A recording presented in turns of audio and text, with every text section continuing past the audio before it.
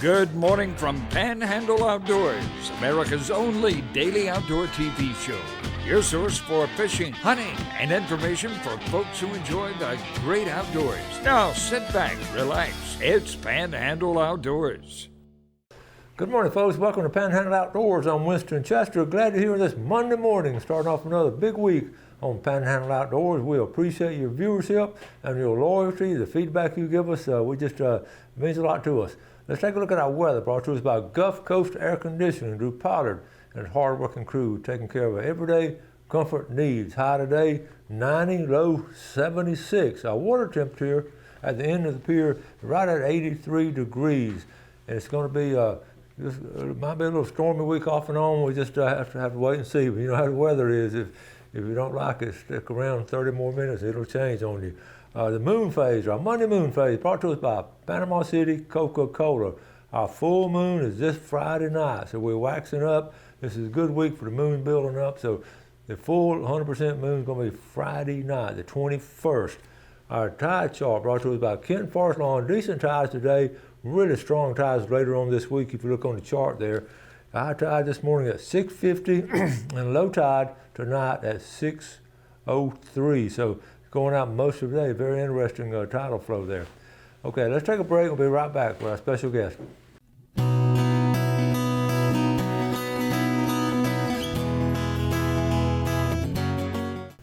Okay, welcome back, and welcome to a regular guest here on Panhandle Outdoors, Daniel Cole. How's it going? Welcome back. Thank you. How you been doing lately?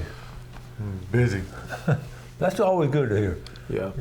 You know, we have on our show, and we go back to have such a love of our history and heritage along the waterfront, and I know you do, growing up in Apalachicola, and I just have this passion for it, and every time we get a chance to talk about it, we spend a lot of time just talking about our history, and you sent me some pictures last night, Yep. and I just thought this was really cool. So this is we'll go talk about the Davis family first, and Captain George Davis, you know the history there if you in the book and all, but I know you followed it being a boatman yourself. So tell us what all you were showing me and all talking about. Well, what I wanted to come on and talk about today is we have a really great opportunity for people locally and people visiting our area to see a real piece of Florida maritime history with obviously it's sad with the passing of Grover. Mm-hmm. Mike Miller has been able to get the Fantasy Island, which originally was the New Dixie Queen. And this particular boat has been totally gone through. It's amazing. This boat was built in 1955, mm-hmm. and it's a big part of our maritime history for the Northwest Florida because it's a sister to several other boats that were destroyed, of course, during the storm.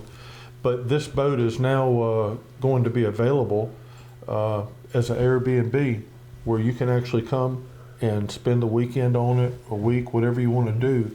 And I sent you some other pictures to show just kind of how it's very nicely done. Yeah. To have a chance to enjoy history, be a part of it, see what it is, and give you an idea of what it was like to live on a boat back then, which that's where we started. We sprung up from here in this area. Well, so. What a great idea. I appreciate Mike Miller and, of course, Mandy and Megan, that whole family who are descendants of George Davis, and they have the same love, too, and they try to preserve it. And, you know, we lost so many boats. We lost the whole Queen fleet, basically, but they saved this one. And Grover had renamed it, but for them to do Airbnb, that's going to be a great idea. We have plenty of more pictures you sent. Look how here's the side of it.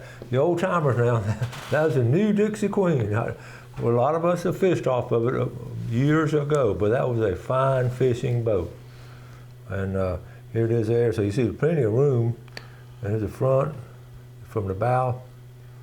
That's a true custom wood hull boat.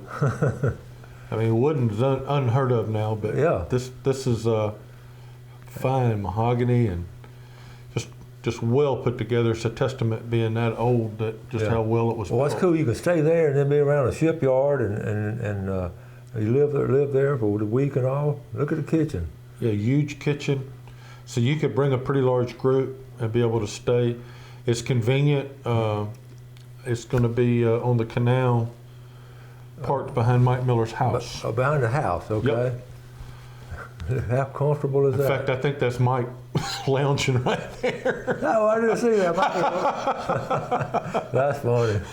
He didn't know he was going to be in the picture. But you can see it's a very large, spacious boat. So you got a lot of room. It's got a lot of historical pictures in it. Oh, yeah, yeah. A lot of neat stuff. So, Yeah, that's George Davis right there. yeah, You know, they've done a great job with this. Look at there. they really have. You, So to come and actually see a part of real history that's Yeah. still working. that's the same. That's the same wheel. Yep. It's just like, riding one of the old classic trains up in the Smokies or something. Exactly. It's a very unique experience. Look at the electronics on here. Some of the old timers will remember electronics. That's no telling. That'd be cool to get some of that stuff. You could do a family picture right there. You could. Very spacious Bedrooms. accommodations in there. I wonder if Man and Megan helped decorate it a bit. Okay, that is so cool. So to go and be able to rent that and have it to yourself for you and your family to enjoy. You know, yeah, what you need to do, what would be cool, just let some of your folks know that want to come down here for a different kind of vacation, some friends or relatives that live up in Alabama, or Ohio, wherever, they want to come down to something unique. You know, there's a group of people who just don't like to go stay in motels and hotels. They just want to do something different. Well, this is something different. That's something different. Yeah. But it's very comfortable. Has all the modern amenities. And I don't have all the details on it, so you can contact the Millers at Miller Marine, and they'll be able to tell you how to actually book it. But it was just a great experience. Yeah. That old boat was built in 1955 by the Kovacevic shipyard, which was over in Biloxi, Mississippi. It's covered in your book, and it was a great, beautiful boat. It's been through some updates, but it's still basically historically the same form it was when it came off the ways. And we know, I was just looking at what they have as far as all the boats that they have built in that, but they built this New Dixie Queen, is what it was originally called, in 1955. Rest of the Queen fleet, they built the Ocean Queen in 1962, the Star Queen in 1965, the Florida Queen in 1967, the Gemini Queen in 1969. All of those we lost to Hurricane Michael. Yep, sure. And then also of note, Cap Manderson X. It was built in 1974 in this yard. So a lot of our local history took place in Biloxi in this shipyard. And it's interesting because Mr. Kovacevic here, he was actually a Croatian immigrant, and this yard actually opened up in 1896. Wow, what a history and heritage. And we were talking about if someone's done a book over that area about the history of boat building. It'd be great, wouldn't it? Maybe you need to do that for him. Yeah, on my spare time I will. Let's take a quick break. We'll be right back.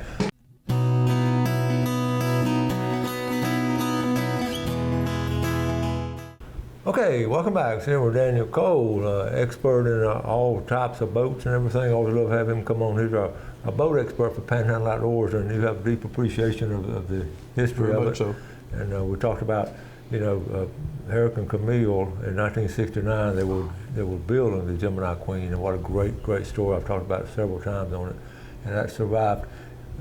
My story, what I love about that's such a unique that boat was built or born, if you want to, in 1969 in a Category 5 hurricane, and was destroyed in a Category 5 Hurricane Michael in 2018. So that's a unique story there. So anyway, it's amazing because that's when I was made too, 69. Well, you weren't destroyed. I wasn't destroyed yet.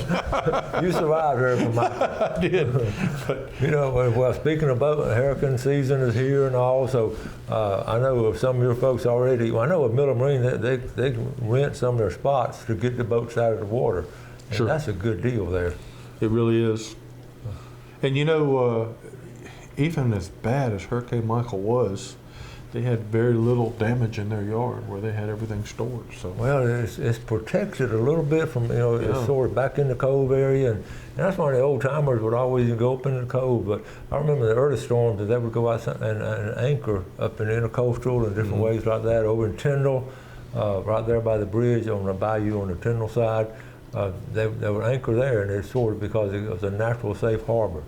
But that's something we all need to be aware of, getting our quote boats ready, hurricane ready, as far as even our smaller boats. You don't want them facing into the wind, and little things like if you're in your backyards, little things like that are important. Speaking of boats, this picture was posted last week. I posted 4 or 5 different people posted it. This boat ran aground. I think that's right there at the Spanish Point, right there going in the Grand Lagoon. So obviously, I don't know the details on it, but obviously it was coming in at night or something, right with big motors, and they just ran. I don't think anyone was hurt as far as I know of, but this. That'd be amazing. Well, they might have got busted up, but I don't know. If you know the details, let me know. I'd like to sort of. A lot of people were going out to pass and took pictures of it that morning, so it happened during the night. What was one night last week or last weekend? But you just gotta be careful. Very much so. And I know the big thing too this time of year, talking about the storms and all, they pop up so fast, and especially summertime and all. So, do you have your boats you're looking at now? All of them in pretty good shape? You just doing a lot of looking at them, or what's going on with your boat? Well, we've been doing a lot of insurance surveys, not insurance work, insurance surveys for a lot of our commercial fleets. Yeah. And we are still doing a lot of, it's surprising how many people are doing pre-purchase still. The economy's slowing down, we thought would really affect us, but we're still doing it. It's going, and people are, buying, and we're very glad of that. I'm hearing that people, they want to get out on boats, and I had no idea. Travis Bassford was on last week and said we have 18,000 boat owners in Bay County. 18,000. Wow. Yeah, that's what I said. He wanted me to guess a number. I would have guessed 3,000 or 4,000. They said 18,000 registered boats in Bay County. That's incredible. That's a lot. And so we got to, I used to tell my students, we're called Bay County, not Pine Tree County. We're called Bay County for a reason. We have water all around us, and they sort of scratch their head trying to figure it out. But we have so much access to the water too, and we're blessed with Apalachicola Bay, where you grew up.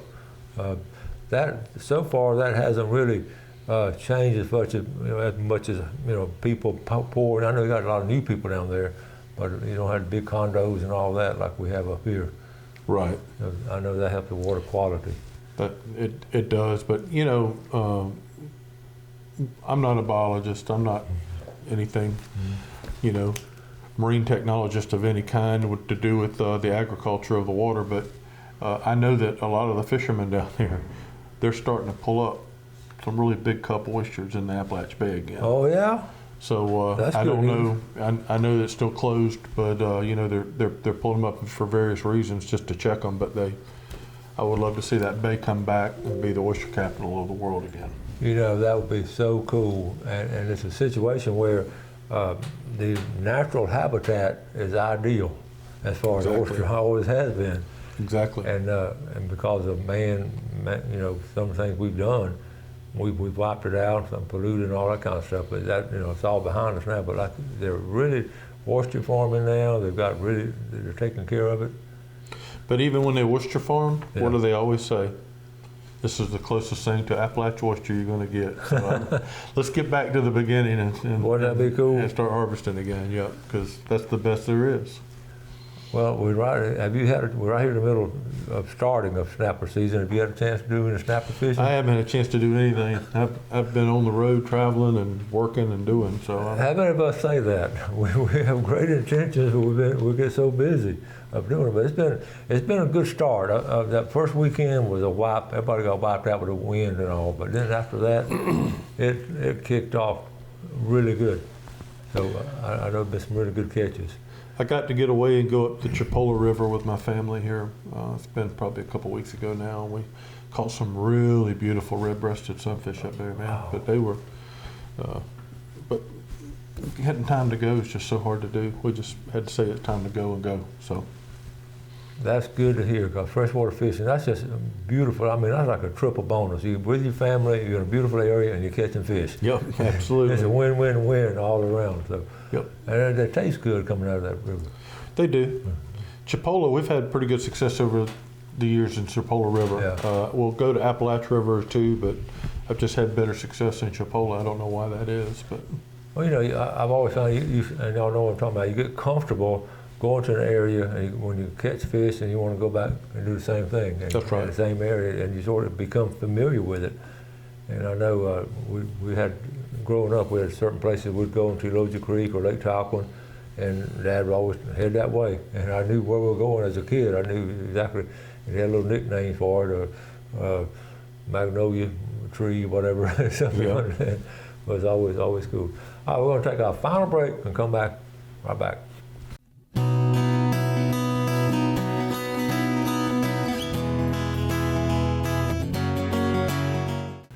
Okay, welcome back. See, we're Daniel Cole, our final segment here on this Monday morning. We appreciate your viewership. Let's take a look at our fishing game time today, brought to us by Blue Water Outriggers in Port St. Joe. Good folks down there. We're looking at 8:01 to 10:01 this morning, and 9:23 to 10:23 this evening. And floundering is sort of kicking off. I've heard some decent reports, nothing to write home about, but some decent reports. And we'll talk about, going, the summertime is here, and they're taking the family out fishing and all, and different things. I've got this picture here from Heather Taylor sent this.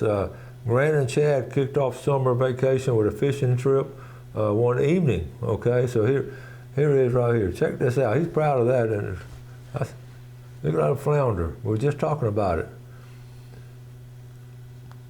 He had some good luck. You sure He did. got to slam. That's what. Just going out in the afternoon. You see the bridge back behind them. Just a small sized boat. These afternoons. Think about it. The afternoon fishing. A lot of times it settles down. It's sort of calmed down, and that's a really good time to go. I love it at dusk. I love fishing at dusk. Yeah, me too. Me too. Another thing too. We were talking about last week about the sharks, and we're going to talk about that later on, but you've been around your whole life. There's always going to be sharks out in the water. That's right. And it's just something to be aware of. What I love, we'll take our phones with us, and with a camera on them, we can just take pictures anytime. I was down at Big Mama's restaurant one day last week at about 12:30 with a group of folks. I looked out the window. I said, "That's an eagle's nest. And check it out. Check this out. Now the quality, of course, there's nothing good about it, but man, boom, you're right there, and that's right there in the bayou. There it is, right there in the bayou by downtown area. Mm-hmm. That's beautiful, isn't it? It is. And so, anyway, I always take pictures, and like I say, the quality is not great. Now here, Johnny Sullivan, his son Braden growing. But look, I want you to look at the setup. When we talk about surf fishing, Daniel, he's got it set up. This is in the bay. Yeah. We got it set up. What a great setup! You got 3 or 4. We got 3 or 4 different areas to fish, and just set it up just like that. So I was going to recommend doing that. And Mark Deaton speak about going to Lake Talquin, which is a good place to go. Look at that good mess of fish you got right there. So, you ever fish the Lake Talquin area? I never have. Really? How about my buddy Ernie Martin, Coach Ernie Martin over there at Crestview High School, took first place. He was on the show 2 weeks ago. Right after the show, he told me he had a little tournament. He took first place over there in Milton.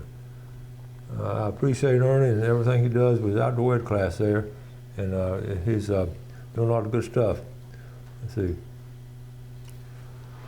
All right, you're a boatman, so tell us about this picture.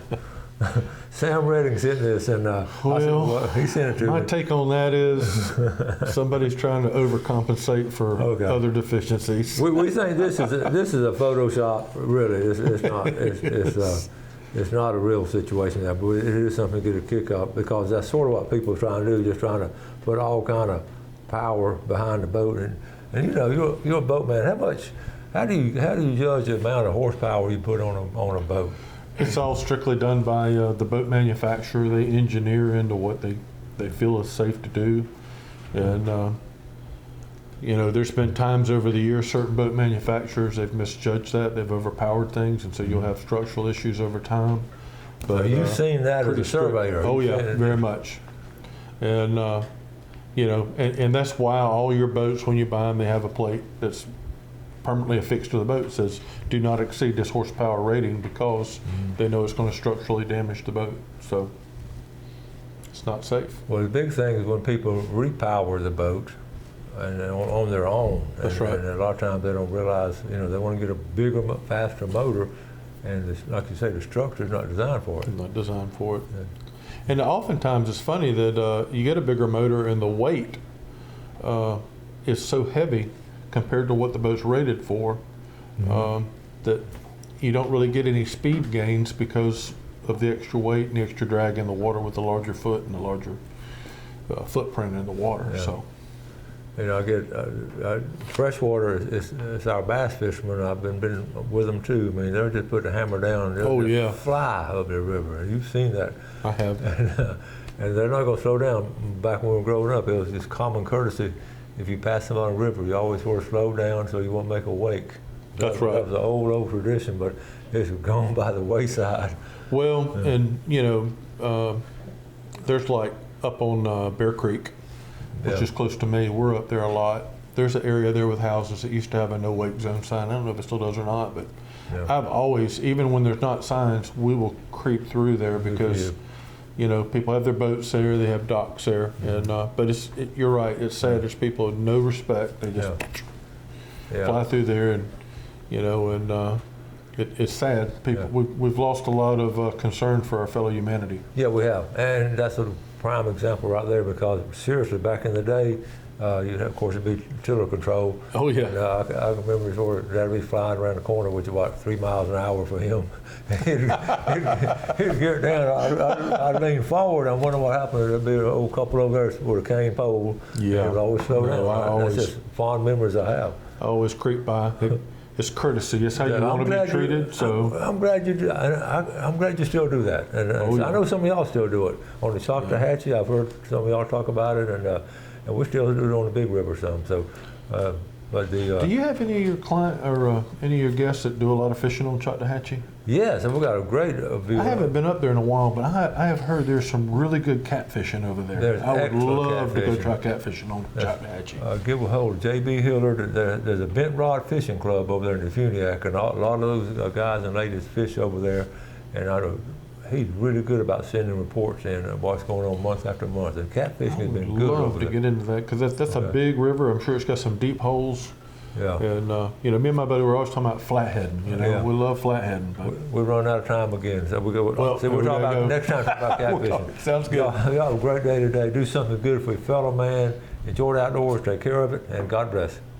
Thanks for watching America's only daily outdoor TV show, Panhandle Outdoors with Winston Chester, featuring hunting, fishing, and other activities and information to help you enjoy the great outdoors. Join us next time for Panhandle Outdoors.